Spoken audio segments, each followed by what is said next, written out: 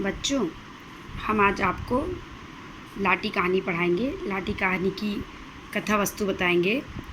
इसके पहले हम आपको ध्रुव यात्रा, पंचलाइट पढ़ा चुके हैं, बहादुर की भी कहानी भेज चुके हैं। अब ये आपकी चौथी कहानी है, आखिरी कहानी है। इसको हम बता रहे हैं, इसकी समरी बताएंगे, इसका सारांश बताएंगे।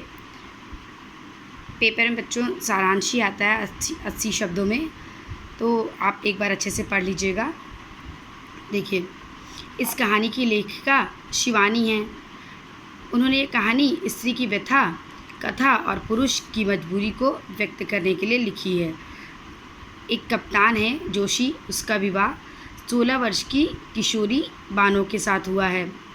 विवाह के तीसरे दिन ही जोशी को खबर आती है कि युद्ध छिड़ गया और उसको युद्ध के मोर्चे पर बसरा जाना पड़ा और वह अपनी नवविवाहिता पत्नी बानो को छोड़कर युद्ध के लिए चला जाता है।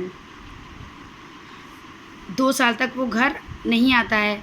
2 साल तक उसकी पत्नी को बहुत ताने सुनने पड़ते हैं घर के। लेकिन जब 2 साल बाद वो घर पहुंचता है तो उसकी दुनिया बिल्कुल बदल चुकी होती है। बानो ने 7 नंदों के ताने सुने, भतीजों के कपड़े धोए, घर का सारा काम काज किया, उसी में वह पिसती रही। ऊपर से कभी कभी यह भी सुनती थी कि उसका पति जापानियों की कैद में है, अब कभी घर लौटकर नहीं आएगा। उसकी सास व्यंग बाणों से उसे छेद देती थी, उसे बहुत तकलीफ पहुंचती थी और इन्हीं व्यंग बाणों से घुलती हुई बानो क्षय रोग टीबी का शिकार हो गई, बीमार हो गई। उसको टीबी की बीमारी हो गई। जोशी ने घर आकर डॉक्टरों की सलाह पर बानो को गोठिया के सेनेटोरियम में भर्ती कर दिया, जहां वह बीमार पत्नी के साथ आराम कुर्सी पर बैठा। कभी उसकी दुर्बल और बुखार से तपती हथेली को अपने हाथ में पकड़ लेता, सहलाता, कभी उसके बालों को सहलाता, चूमता। डॉक्टर ने उसे समझाया कि तुम्हें पेशेंट से दूर रहना चाहिए, तुम्हें मरीज से दूर रहना चाहिए, क्योंकि ये बीमारी संक्रामक रोग वाली है, इससे व्यक्ति जल्दी संक्रमित होता है। लेकिन जोशी ने ध्यान नहीं दिया। सेनेटोरियम की एक अन्य मरीज वहाँ पर एडमिट थी, भर्ती थी। नेपाली भाभी भी यक्ष्मा से ग्रसित होकर मृत्यु को प्राप्त हो गई। सेनेटोरियम में जब कोई मृत्यु के नज़दीक होता, सेनेटोरियम बोलते हैं पहाड़ी स्वास्थ्यालय, इस तरह के पेशेंट ज़्यादातर वहाँ पर जाते हैं जिनका रोग, जिनके कीटाणु जर्म्स पहाड़ी इलाकों में फैलने के चांसेस कम होते हैं। और जिस सेनेटोरियम में वो एडमिट थी, वहाँ पे ये नियम था कि अगर पता चल जाए कि व्यक्ति की मृत्यु होने वाली है तो उसको पहले से ही छोड़ने का आदेश दे दिया जाता था। जब कोई व्यक्ति मृत्यु के नज़दीक पहुंचता तो उसे कमरा खाली करने का नोटिस दे दिया था। जोशी को भी नोटिस मिल गया कि बानो को लेकर वह कहीं और चला जाए। वह अब केवल 2-3 दिन ही जिंदा रह पाएगी। 3 महीने तक जोशी ने बानो के साथ सेनेटोरियम में जो दिन गुजारे उसी में वो बहुत खुश था। वह नहीं चाहता था कि अंतिम समय में पत्नी को घर के करवाहट बड़े माहौल में ले जाए। अतः उसने क्या किया, वही भुवाली के पास चाय वाले की दुकान के पास एक साफ़ सुथरा कमरा देखकर वहीं रहने का निश्चय किया। बानो को जब सेनेटोरियम खाली करने के लिए और कहीं और रहने के लिए तैयार किया गया तो वह समझ गई कि अब उसका जीवन बहुत नहीं है। रात को ही चुपचाप उठकर चली गई और जब उसको सुबह बहुत ढूंढा गया तो उसकी साड़ी नदी के किनारे मिली। लोगों के साथ साथ जोशी ने सोच लिया कि बानो ने डूबकर जरूर आत्महत्या कर ली। 1 साल के भीतर ही ताऊ और चाचा ने कैप्टन जोशी का दूसरा विवाह कर दिया, जो कि मेजर जनरल की बेटी थी, पढ़ी लिखी थी, उसका नाम प्रभा था। कई वर्ष बीतने के बाद बैंक बैलेंस बढ़ाकर, यानी पैसे वैसे काफ़ी हो गए, तब मेजर बना जोशी अपनी पत्नी के साथ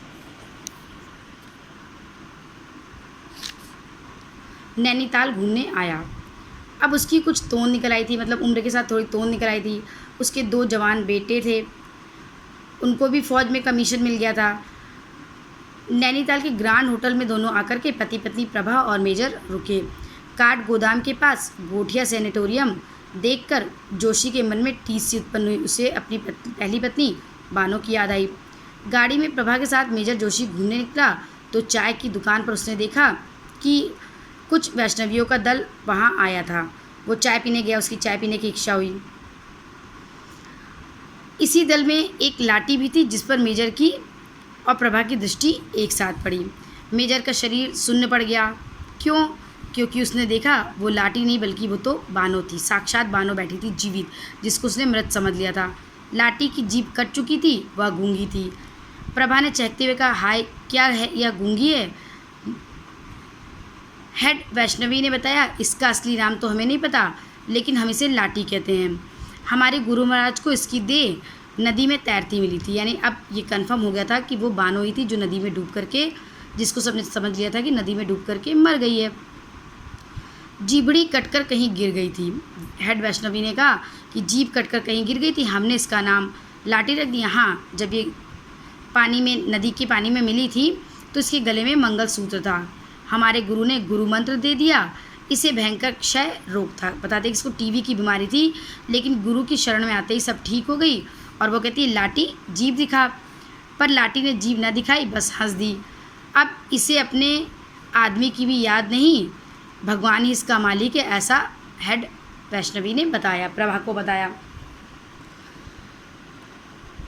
इतना कहते ही उस जो वैष्णवी के दल की जो हेड थी, उसने भी हल्की सी ठोकर मारकर लाठी को उठाया और मधुर हंसी से मेजर का हृदय बींध कर लाठी आगे आगे चल दी। यानी कि मेजर का जो हृदय था बहुत तकलीफ़ में आ गया था, उसको उसने बेच दिया था। बहुत पुरानी बातें याद आ गई, सालों पहले उसे अपनी पत्नी बानो की याद आ गई।